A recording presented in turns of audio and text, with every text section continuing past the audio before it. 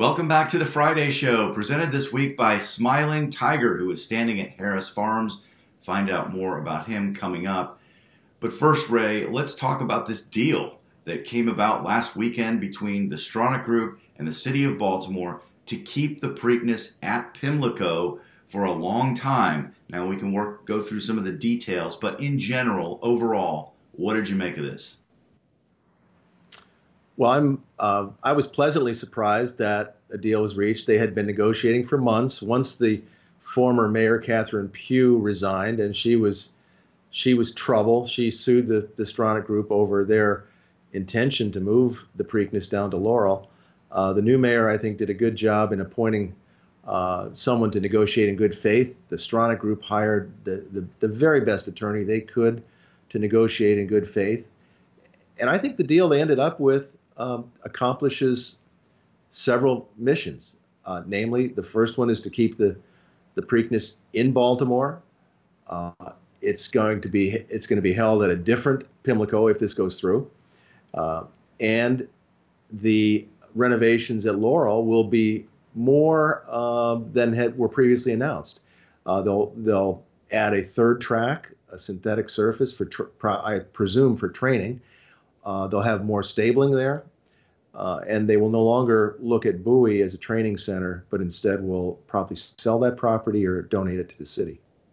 Yeah, I mean, the way this deal is working is that the track will be leased to the Stronach Group for the spring meet that includes the Preakness. But the rest of the year, at least Pimlico will have some use for the community. There are going to be soccer fields and other sporting fields within the infield. Plus, I guess they're talking about having farmers markets and other events. You know, right now the thing just sits there for most of the year. So the whole idea was, you know, Pimlico's in kind of a bad neighborhood. You know, the Stronach Group was like, you know, it's dilapidated. It's going to cost way too much money to fix. But under this scenario, everyone kind of wins because the community gets something that's much nicer. And then, you know, they're actually rotating the track 30 degrees so that there'll be several parcels that can be privately developed. You know, I know people complain that it's still going to be in a bad neighborhood, but how do you expect the neighborhood to change? Things have to start happening. It's got to start somewhere. This is that somewhere.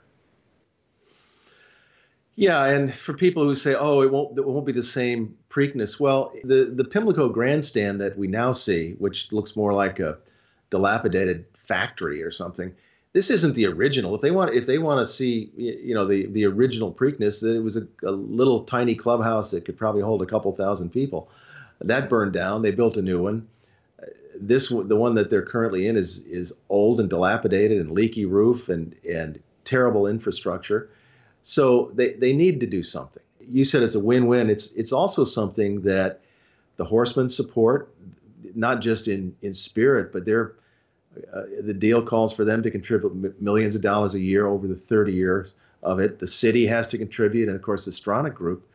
The deal is dependent, though, on state legislators agreeing to extend the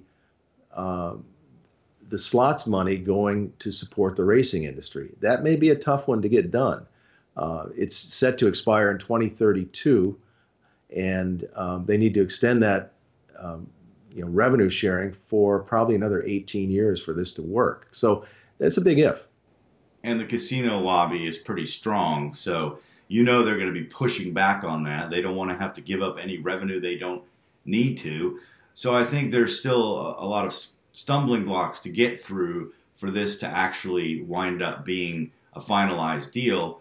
However, right now we only have the hypothetical, like what it's going to look like. And I know I've seen some, you know, people complaining on our website how, oh God, it's atrocious looking, or oh, how could they do this to Pimlico? Have you been to Pimlico on Preakness Day when the bathrooms aren't working? I mean, it is just horrendous. And, you know, walking around on creaky boards, and they've got part of the grandstand closed. It's just, man, I mean, times change. You know, Longchamp was once completely rebuilt. Royal Ascot, completely rebuilt.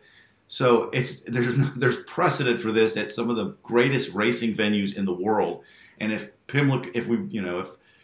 Pimlico wants to succeed as a racetrack, clearly it has to have a different vibe, and this, I think, at least provides that.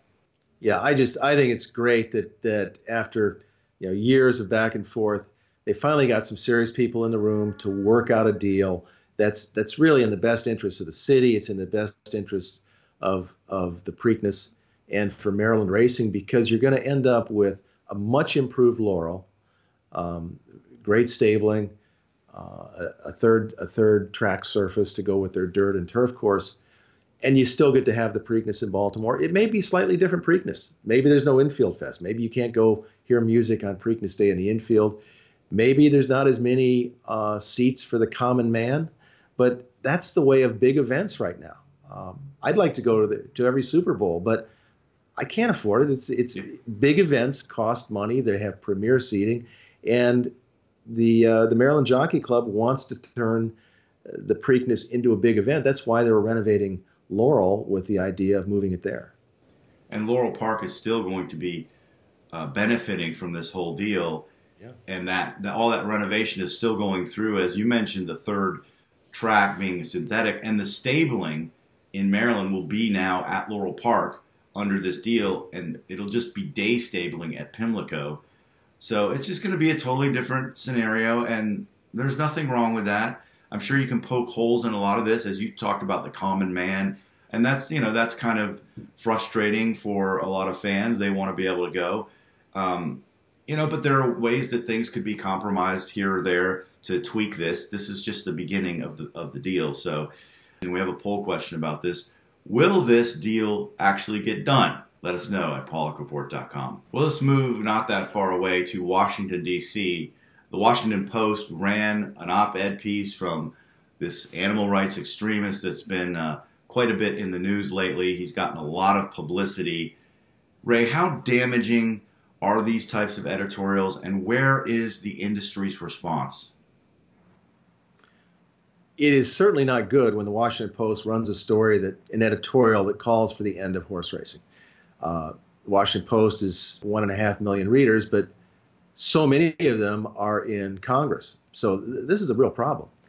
There's been no coordinated response from the industry, which is extremely disappointing. And this goes back to earlier this year when HBO Real Sports did a hit piece on racing. It's just, it goes on and on and on. There's no coordinated response, but more importantly, there's no movement to reform things. California did a lot of reforms, and no one else has picked up the baton and said, we're going to do the same thing.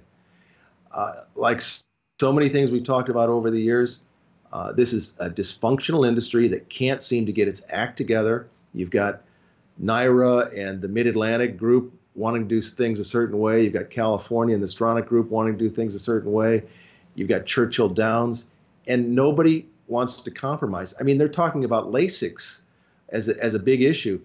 That's like fixing the faucet on the Titanic, because it's got a leak. There's more important things to deal with. Yeah, nobody is looking at the bigger picture here, from what I can gather, because everyone has their own self-interest. Everyone has their own view on how things should be resolved. They can't seem to agree. And then you have the push and pull from the Water, Hay, Oats Alliance, and then you have the HBPA saying, no, we have to have our Lasix, and it's going nowhere. This is why we've got to get the Horse Racing Integrity Act passed so that we can have some independent oversight to push things forward. Because right now we're just stuck in the mud, and the mudslinging continues against the industry, and no one seems to be able to do anything to stop it. Yeah, and we're just making it so easy for people like the individual who wrote the op-ed in the Washington Post to pick on us. It's just so disappointing that there's no coordinated effort to reform, and there's no coordinated effort to respond.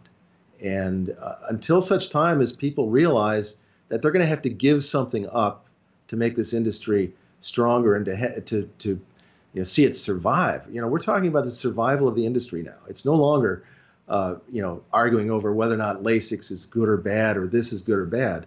It's a fight for survival. Until you realize that, uh, you don't get it. Let's move on and talk about Smiling Tiger. He had 2 horses last weekend. 2 get winning your in berths for the Breeders' Cup. Thank God we can talk about something pleasant. Yeah. Smiling Tiger, what a success story he is. Last week we mentioned Spice Perfection, who had won a Grade 1 races at Keeneland and Santa Anita. Well, she came back to Keeneland and won the Grade 3 Thoroughbred Club of America, got an automatic berth into the Filly and Mare Sprint on Breeders' Cup Day with an unbelievable performance, stumbling at the start and then squeezing through a narrow opening at the top of the stretch to win by a head. And then out in California, El Tigre Terrible, say that 5 times in a row real fast, did the same thing, came through a narrow opening to win, just got up at the wire to qualify for the new race, the Breeders' Cup Juvenile Turf Sprint. So 2 outstanding performances by Smiling Tiger Offspring got them into the Breeders' Cup. And there's a deal on the table, a Breeders' Cup special. If you book your mare by November 3rd, that's the day after the Breeders' Cup, $6,000 stud fee for Smiling Tiger, who's standing at Harris Farms. You can find out more at smilingtigerstallion.com. That's going to do it for this edition of the Friday Show. Thanks so much for joining us, and we'll talk to you next time.